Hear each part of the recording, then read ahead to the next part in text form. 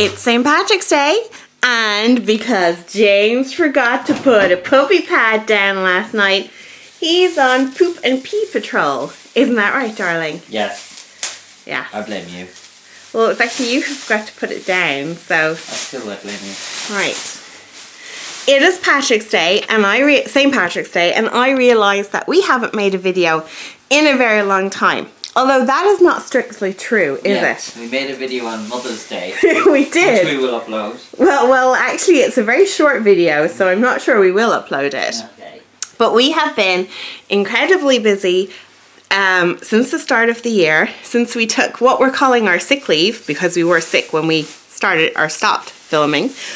But we are definitely going to get back into it, and we actually have a few days off work, so we're going to take you on our travel. Being St. Patrick's Day, we are, of course, having a full Irish breakfast because, what did you say? It would be rude not to? Yes. So we are getting it all out and ready. I am not going to show you our grill pan because it is disgustingly dirty. Or actually, maybe I should do. Yeah. Okay, look away, look away. Yeah. Look, oh my God, look at this. Look how dirty it is. But, okay, when... It tells us two things. We are dirty, dirty people who don't clean our oven very often. We will hold our hands up to that. Second though, but could you imagine if we didn't grill and all that would be like in our insides? Ew, yuck. Yes, so in addition to a full Irish breakfast, we are also going to have some... Are we? Yes! That's what I bought it for. Okay. Some Bucks Fizz. I thought that would be for Easter. No, because I've got to work Easter. Oh. Yeah. So, yes, it is Paddy's Day, so we're going to start our drinking early. Oh, no. For those of you who like a little taste of black and white pudding, but would never eat a whole one, these little mini black and white Clonakilty black puddings are so cute and really tasty. I think Clonakilty is the best pudding ever. Do you? It's definitely up there. Do you know what Clonakilty black pudding is made of? I don't think we should tell the lovely people who are watching this on YouTube. Why? Because it's rather disgusting. I'm going to tell. Okay. I could also press the off button. Do do do do do do do do do do do do do. And breakfast is served. I'm so excited to tuck into this. Yes. We have our sausages, we have our bacon, we have our mushrooms, and our black and white pudding, and some egg, and some gorgeous Vienna toast, and of course, a little glass of something fizzy. Mmm. Oh, that's nice. Cheers. Happy St. Patrick's Day. So I'm wondering if it's still too late to like feed the birds. Like it's springtime and it's like the ground is soft and all the rest, and I'm sure they can get like worms and stuff. But I have loads of kind of like semi-stale kind of hard bread that we can't eat because obviously it's not fresh anymore. So I was just gonna blitz it up and put it out in the garden, but maybe it's still like a little, maybe they won't eat it. I don't know. I'm gonna do it and see what happens, because I reckon this will produce a lot. Normally we get a lot of birds come to our garden because I do put like either bread or like, you know, you can get those bowl things out a lot. But are you still feeding your birds, or am I just like overindulging them? Maybe we'll have like really fat birds. We have like this swarm of starlings, maybe swarm's not the right word, but a lot of starlings that come to visit us all the time.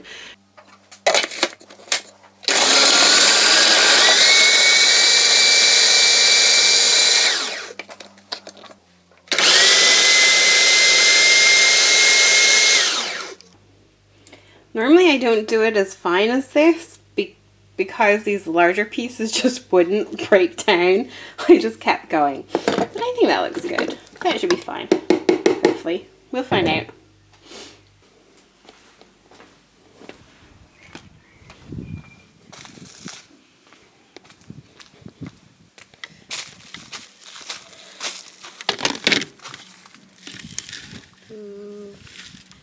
There's a lot.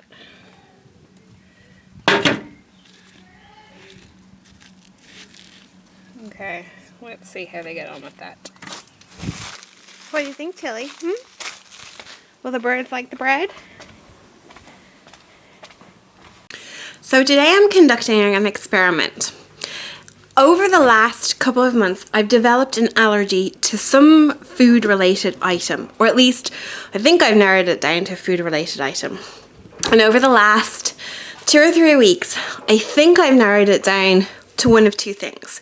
One being orange juice or oranges, and the other being mustard or mustard seeds.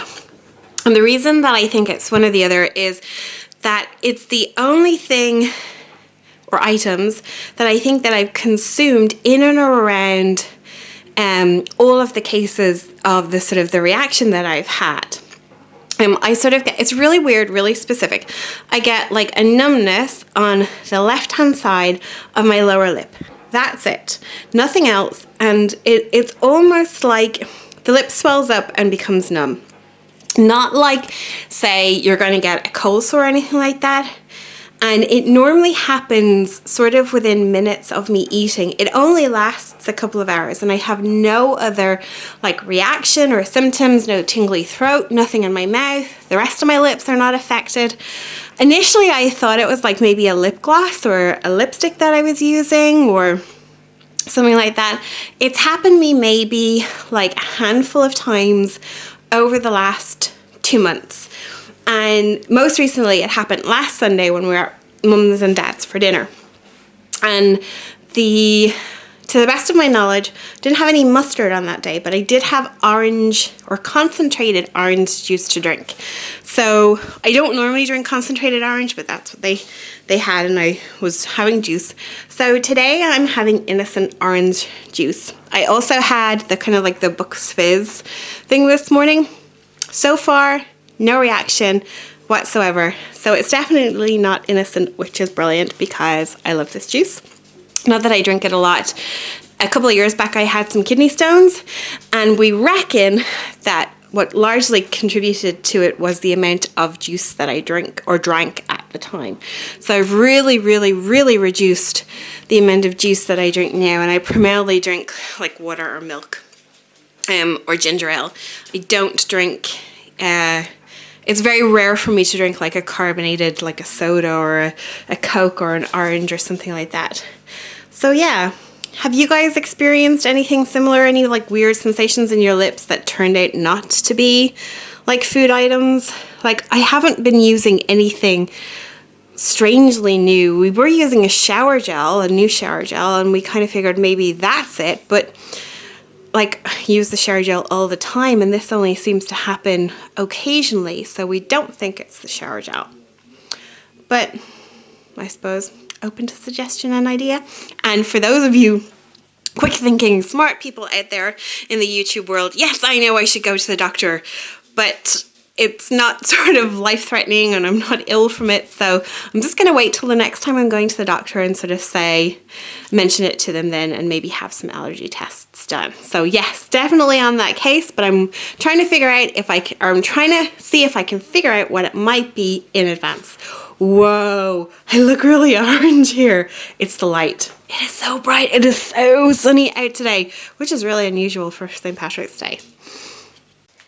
I have just realized that we have not introduced you guys to Ivory. Ivory is our new kitty cat.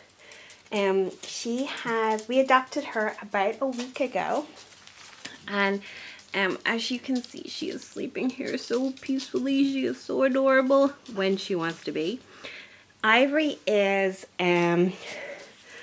a stray cat. Can you imagine she was a stray that was brought into the DSPCA a number of weeks ago. She is about 5 years old and she's actually an amputee. She lost one of her legs a couple of weeks ago. One of her front paws, and she's also deaf. So loads of little challenges for Ivory. She is about 4 or 5 years old. Sorry, I'm trying not to look so orangey. And we actually had a little tiny little 4-month-old amputee kitten that we fostered for a few weeks ago, or for a few weeks, about a month or so ago. And we really loved her, but we weren't sure if we were ready to adopt another cat yet. For those of you who don't know, late last year in October, one of the kittens that we had hand-reared from when he was 3 weeks old and we'd adopted him, he actually passed away. We didn't know, unbeknownst to everybody, he had kidney problems and he actually died from kidney failure after an emergency operation. We were and still are devastated. We absolutely adored Buddy. As I said, we hand-reared him, so we bottle fed him and his little brothers who we had for about 3 months. Or we didn't bottle feed them for 3 months. We had them in total for 3 months. And after that, we weren't sure if we were ready to adopt. So when we had Maddie, she was the little amputee, she went back in for adoption and we sort of regretted it. And then when the opportunity to adopt Ivory came up, we were very excited and we fell in love with her photo. Now, obviously because she's deaf and the fact that she's a stray comes with its complications. She's quite, how would you put it, James? Strong-willed? Yes. Independent? Independent. Bitchy? Yes. Oh, she's awake now. She's really good with James and I when you approach her appropriately and she knows it's okay. Hello, darling. But she is not good with Tilly and Ferdy yet. She is very contrary with them. Hello, darling. And hisses a lot at them and fights with them. So we're kind of hoping in time she will settle in. She is a darling. And she is very sweet. But she can be temperamental, like most women, I suppose. Yeah. So Tilly's not too sure of her, are you, Tilly? But Tilly's still the best girl in the world, aren't you? Tilly is very furry at the moment. She's going to get groomed on Monday. Yes, you are.